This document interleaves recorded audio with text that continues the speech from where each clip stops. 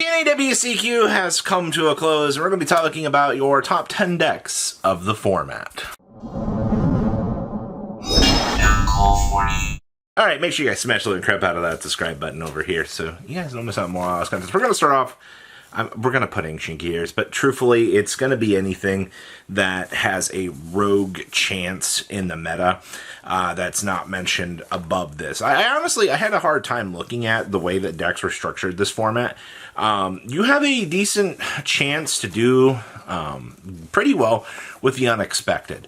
I'm not saying to run out, run Dark Magician or Flu or anything like that, but if the Ancient Gear Duel has taught us anything out of the course of the weekend here, it was surprise factors, jamming effects, like the Ancient Gear card that is like Singing Summoning, is extremely valuable to being able to jam your opponent out of playing the game. That's kind of the game state we're at right now. So, surprise factor elements, such as Ancient Gears, actually can do pretty well. So, let's get into the top 9.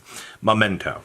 So, I do put a lot of stress on Momento being a very real deck right now, because the things that Momento can do for just, I would say the crazy factor, as long as they don't get dimension shifted, looking at you, anti-meta, you can do relatively well with Momento. You just have to know every intricate little combo piece that you can toss around at things and be able to get that successful W for. And I'll be honest with you, the deck is kind of hard to play sometimes. I've also seen people out here trying to mix the Fiend Smith stuff in with this as well. Truthfully, you can make a rogue deck, also sub-point back to 1 here. Any deck that can play a Fiend Smith package can get a considerable boost from things. I'm not saying you should rush out and play it in Momento. No, I think pure Momento is a good choice, but that is a good factor for the next couple weeks for this meta. Next up, Labyrinth. So, Labyrinth really nothing has really changed for this. The only real differences now is like the simultaneous equation cannon is now in play for a lot more people. I feel like you have to know what you're doing with that card in order to achieve the best victory, which you can do so, by the way. Learning math is not that incredibly hard of a talent. All right? People just need to learn that, the combo lines that you're going through, what to dump where, what you need to do to clear a field, and so forth. And if you're able to do that, well, you just got to learn a couple card interactions, maybe watch a tutorial video. The rest of the deck is the easiest thing in the world. It's just throwing traps at your opponent, and it's about getting the optimal results for what you need. And you know how many people have an extremely hard time digesting the perfect build for Labyrinth? It's really hard right now. Runic. I guess we can put runic variations in here, but the runic variations like Whitewood, White Forest, thank you TCG name, Ice Barrier Runic, those builds I particularly don't feel like are all that good, but they're the current flavor of this. But pure runic, I think, is where things have been. That anti-meta power that deck has going for it. Yeah, you're only seeing 1 to 2 variations of the deck make these top cuts. Yeah, sure, that's fine. But on the flip side of that, you've got to remember, it's because of these floodgates. I know people hate floodgates. I don't care. I'm not here to be like, well, floodgates are good or bad for the game. I'm here to tell you, as of things are right now, this deck is able to functionally do well because of those floodgates that are performing. All right, just kind of think about that there for a second in terms of what you're kind of expecting in terms of your meta. Branded. Now, Branded is still Gimmick Puppet lock. I honestly am wondering out of the course of the weekend how many people had a chance to, just Gimmick Puppet lock a Gimmick Puppet player, and the Gimmick Puppet player's like, wow, thank you. I appreciate this. You've truly strengthened my strategy here by giving me a free level 8 monster. You're the nicest duelist I could have ever actually had. And they proceed to full combo on their opponent. Their opponent's just sitting there going, I can't believe this.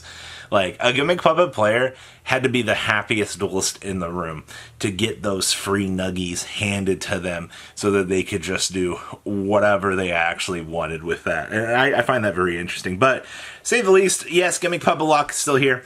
Yes, deck will still free wins. Yes, I feel like you have to have some consistency in favor for you to win with this deck, but that's just that. Gimmick Puppets. This deck didn't make it past top 64, but gosh darn it, Yu-Gi-Oh! Players were unprepared for this garbage. Alright, and it's hilarious to me that people were like, huh? There's an FTK for this? And I was like, yeah, we've been talking about the FTK. We're talking about people wanting to side Vidos for it so that they didn't have to deal with this. And guess what ended up happening out here? People ended up losing horribly to the Gimmick Puppet deck because can't interrupt them, alright? Their consistency, and this is why we're thinking that in August that this deck is going to get the super heavy samurai treatment because, if you're running into a local environment and, you're just getting bullied by this deck, well, there's not really much you can do, shifty eyes. It just kind of ends up happening. And you know what? That's just the Gimmick Puppet experience for the time being. There's nothing that we can really, really think about that. So, yay, FTKs.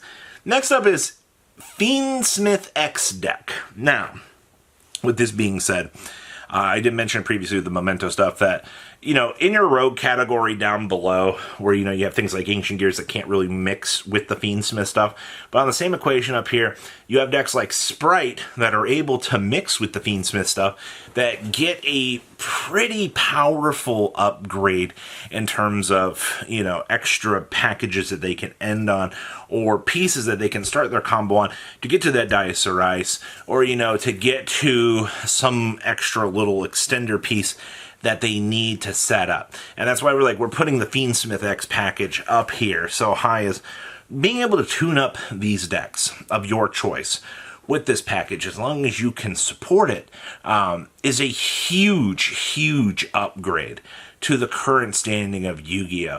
Like I said, this is definitely comparable to Instant Fusion Norden from way back in the day.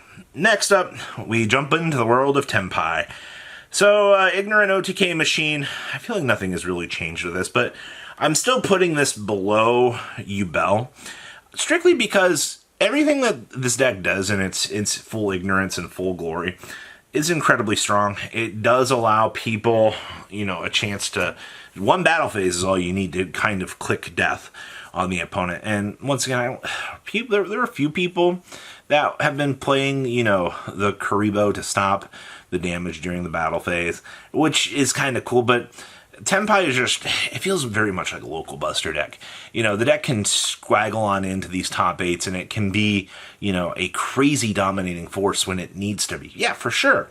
But once again, if the field spell goes to 1, you're going to kind of watch this deck shake a little bit on the power scaling system.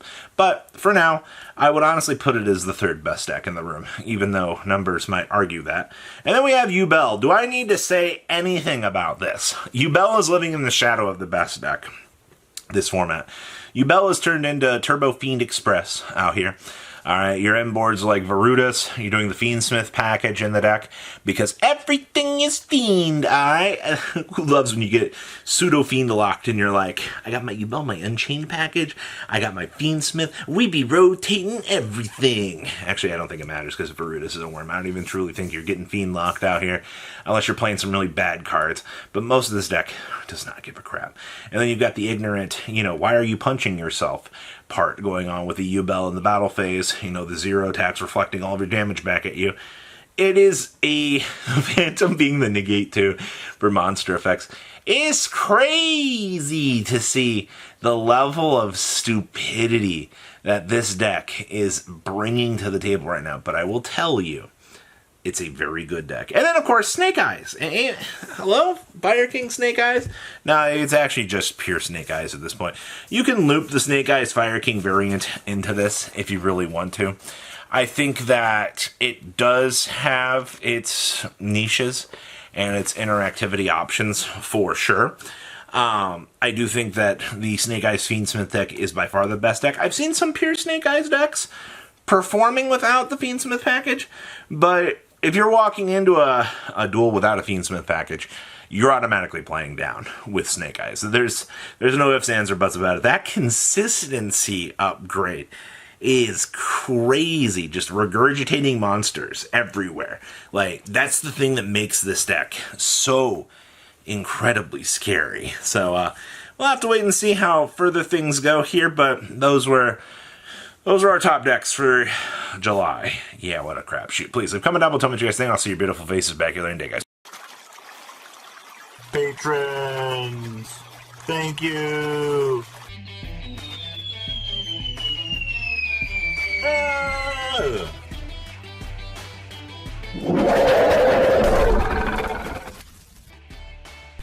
Thank you so much for watching. Check out these other videos.